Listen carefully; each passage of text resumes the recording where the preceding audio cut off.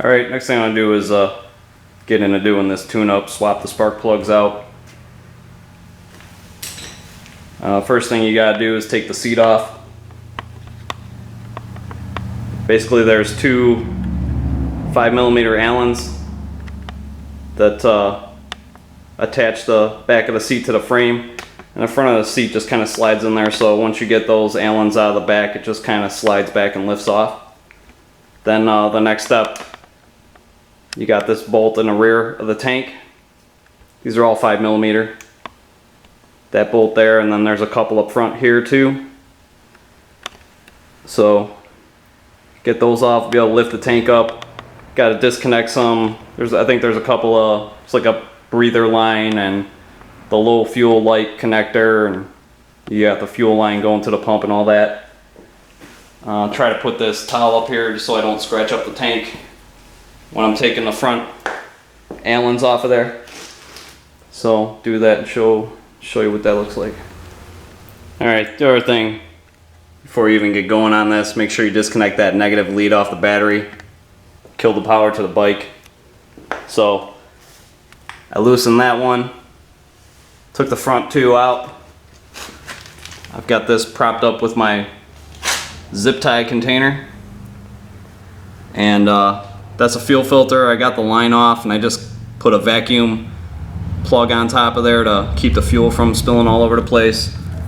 And then you got the fuel level sender, and these breathers go up in there. It's definitely probably more of a two-man job, but you can do it by yourself. It's just a little more of a pain, and probably a little more risky. But yeah, so now what I'll end up doing, I'll take the tie wraps out of there, put the tank down, completely take that bolt out of the back, and this tank will lift off of there. Alright, there she is with the tank off. Pretty simple. Now basically the next step's going to be getting this air box and all this ram air hoo-ha out of the way. So gonna need some Phillips screwdrivers and a couple of different sockets. There's a lot of tubes that gotta be disconnected. So get started on that. Okay, so here it is with the air box off. Pretty straightforward. The air box has got tube up front. There's another breather that goes in through the back here. That's this one. This is the one that goes up on the top. These little breathers on the side, they're kind of hard to get to, so what I'll do is I'll take the ram air ducts off. And those are just Phillips screws. And I got to come down through the top to get the ones on the air box. And then these are on the outside. Basically what I'll do, you got on the air box itself, it's got the clamps, and you got a couple Phillips going that way, and the other two, they kind of point towards the inside of the bike.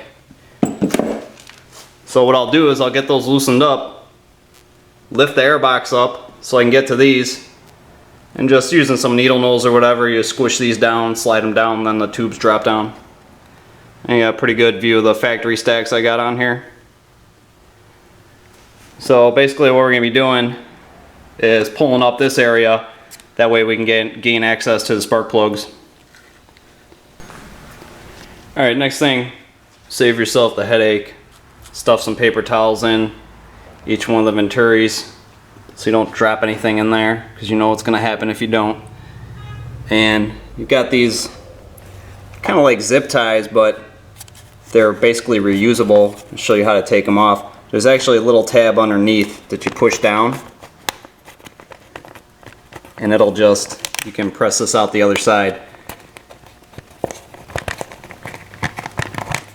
Probably need two hands to do it, but anyways, there's another, there's these little push pins too. I already took one out. It's got like a Phillips head. So what you want to do is basically like put your thumb on it and hold the actual clip, and then back it out with a Phillips head screwdriver, and then you can just pry it up. So yeah, once you get, I already got this side loose. I'm gonna have to use 2 hands on this, or I'd show you how to do it. I don't have enough skill to do it with 1 hand. But yeah, now I'll take that other clip out and this whole plate should come out of here and I can get to the spark plugs. Alright, so there's the plate off. That's where the little push pins were at. These little zip tie things. This thing sometimes can be a pain getting out of here. You just gotta kind of wrestle it out of there. And as you can see, maybe if the camera can get it, now I can get to the plugs. It looks pretty cramped, but quite honestly, this isn't really that bad. You're gonna need an assortment of extensions and should go pretty easily. I'll just end up disconnecting the coils and they should pull right out of there, and be able to start pulling these plugs out and swapping them. Alright, so I got all 4 of the coils out, put them in line with the way they came out of the bike, and I already got one of the plugs out. Need a 5/8 spark plug socket. I guess if you have the piece of rubber in there, it's probably gonna pull the plug out. But what I usually end up doing, mine doesn't have the rubber piece in there, so I've got a magnet tool. So you just get in there, get the socket in there, and loosen it up. I'll take the ratchet off so it's just the extension, twist it till it's loose, lift the socket out, and then stick that magnet in there and be able to pull the plug out. So yeah, these don't look too bad, but I really like to change them once a year. I think these actually got a couple years on them, but to me it's just a good idea to change them on a yearly basis. You know, these motors rev up pretty high, and these spark plugs, you know, they take kind of a beating. So, I'll show you real quick.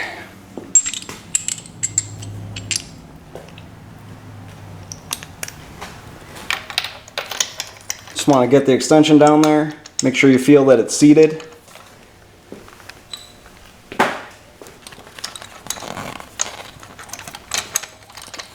I know it's hard to see, but just bear with me. Get the ratchet in there.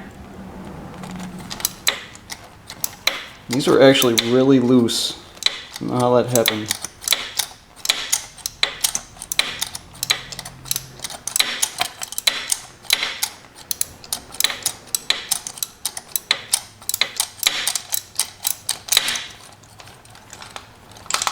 So take the ratchet out. Still got the extension in there.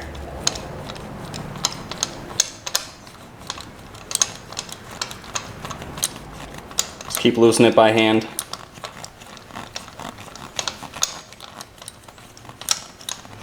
Like I said, if you've got a socket that has that rubber sleeve in there, it's probably just going to lift out with the socket.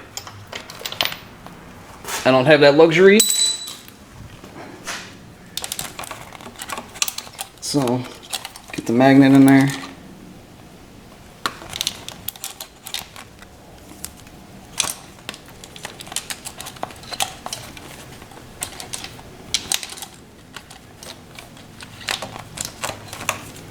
And I don't think it's loose enough. Yeah, threads on these plugs are pretty long.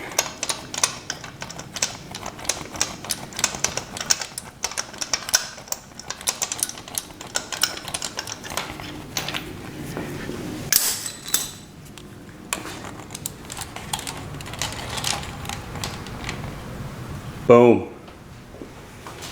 There it is.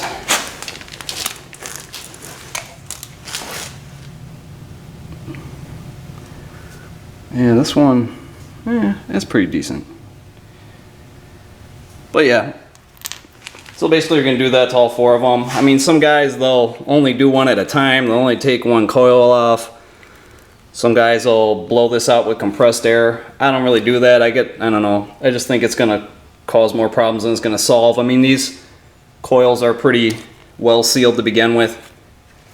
So yeah, I'm going to get the rest of them out of there, and then we'll go over gapping them out and getting the new ones in and all that fun stuff. So, Alright, got all 4 of them out.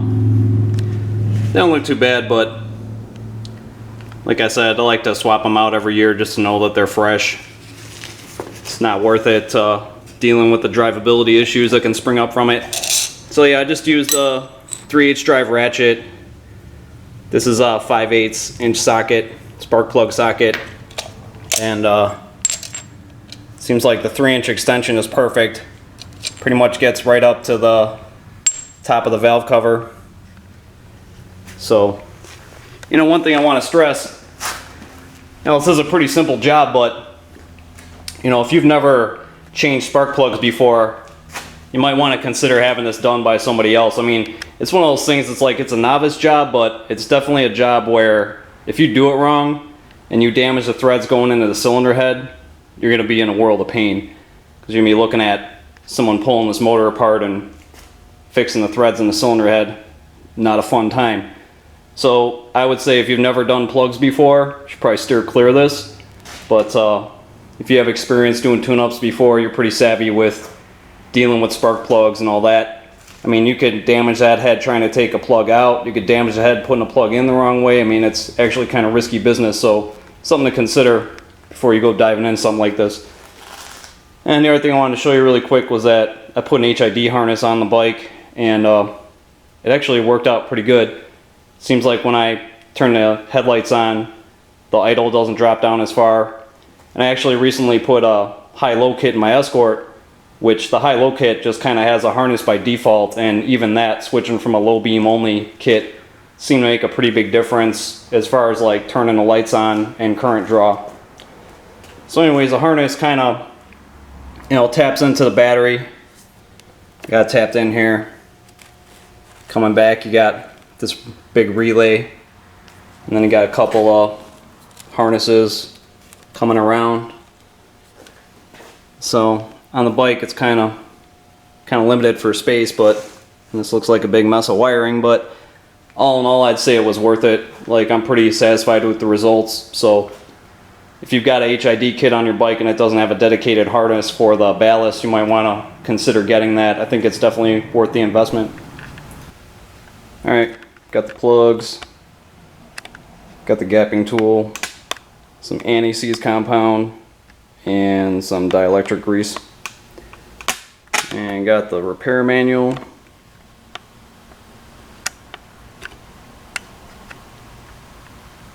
So my bike's got the CR10 EKs, 0.6 to 0.7 millimeter is the gap. So these spark plugs usually, I mean, they're kind of pre-gapped, in my opinion. I mean, I just checked them all. One of them was a little on the tight side, so I had to move one of the electrodes back a little bit, but all in all, kind of really don't even need to gap them. And it's always good to check them, but it seems like they're pretty pre-gapped. So what I'm going to do, you know, like I said, you can check the gap on them. You know, luckily enough, this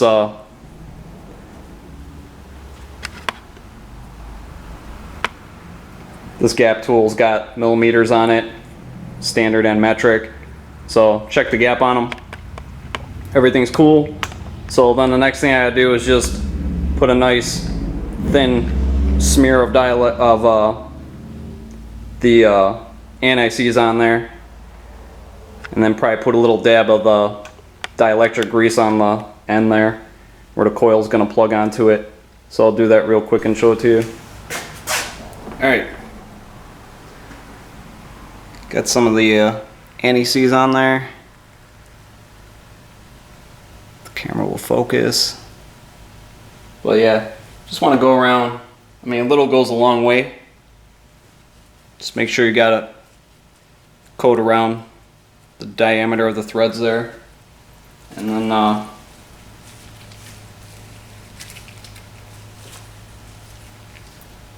put some of that dielectric on the ends here. It's a little blob.